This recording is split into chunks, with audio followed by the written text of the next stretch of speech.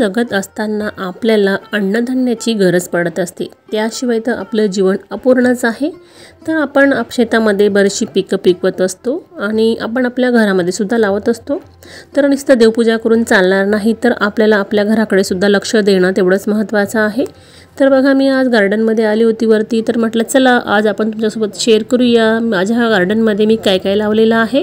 तर नमस्कार, आपल्या चॅनलमध्ये सगळ्यांचे मनापासून खूप खूप स्वागत आहे। तर बघू शकता इथे जे मी काही दिवसांपूर्वी कांदे असे कोंब आलेले होते ना, मग ते असेच मी लावून दिले एका कुंडीमध्ये।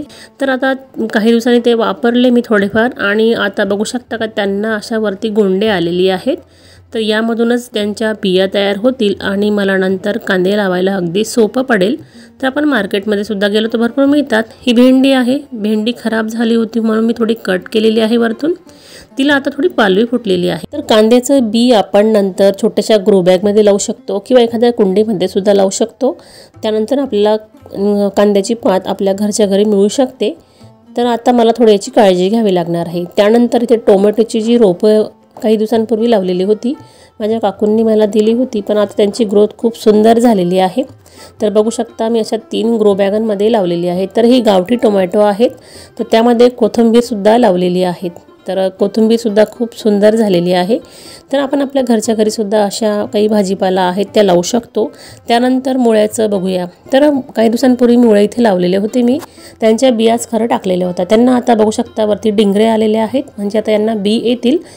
तर मी बियाच लावलेल्या होत्या। खरं माझ्याकडून एक चूक झाली, कारण आपल्याला बऱ्याचशा गोष्टी माहिती नसतात, पण आता याच्या पुढे मी चांगल्या प्रकारे लावू शकेल।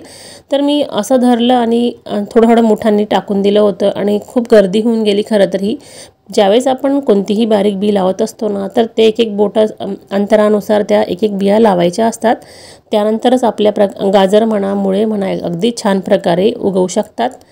तर अशा प्रकारे मी लावलेलं आहे। पण आता बघेल मी काही दिवसांनी याच्यानंतर बिया येतील याला वरती, आणि आल्यानंतर मी परत यांची ज्यावेळेस पेरणी करेल ना, तुमच्यासोबत शेअर नक्कीच करेल।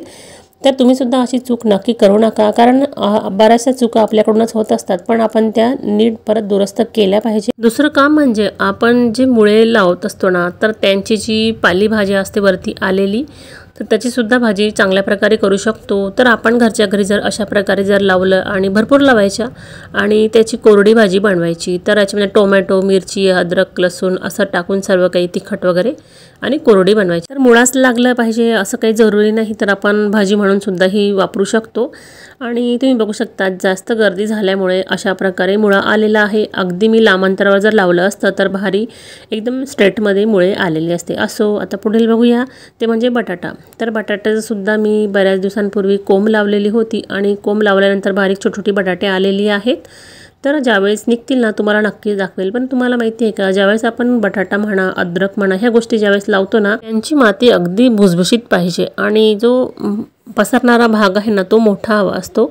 तर ज्यावेळेस अद्रक आणि आपण बटाटा लावतो ना, तर माती चांगली असली म्हणजे भरपूर बटाटे किंवा अद्रक येतात। तुमच्यासोबत नंतर एखाद्या वेळेस नक्की शेअर करेल। बटाटा लावण्याची अगदी सोपी पद्धत म्हणजे ज्यावेळेस आपण मार्केटमधून बटाटे आणतो ना, त्यांना बऱ्याचदा असे वरती कोंब येतात, आणि ती कोंब जी आहेत ती आपण जास्त मोठाली कट करायची बटाट्यामध्ये आणि ती लावायची। ती लावल्यानंतर काही दिवसांनी त्याला खाली छोटे बटाटे यायला लागतात। फक्त माती चांगली निवडा म्हणजे भरपूर बटाटे लागतील।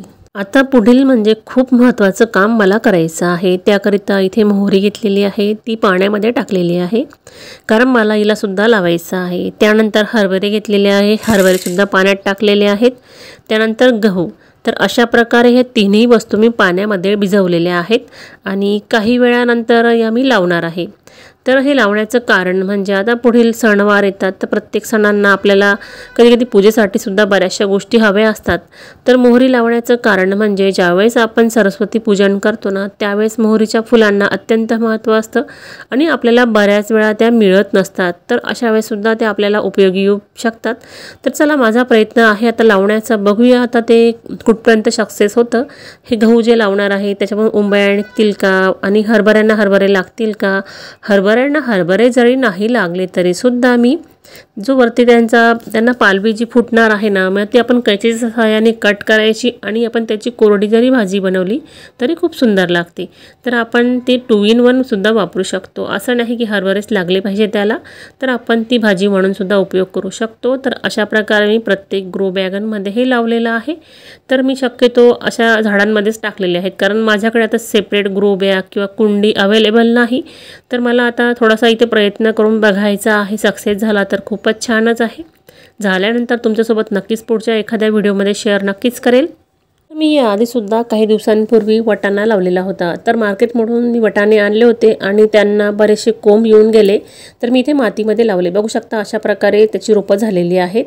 तर तुम्हाला आजची दिलेली ही माहिती सगळी कशी वाटलेली आहे कमेंटमध्ये नक्की सांगा। तुम्ही जर आपल्या चॅनलवर नवीन असाल तर चॅनलला सबस्क्राईब करा।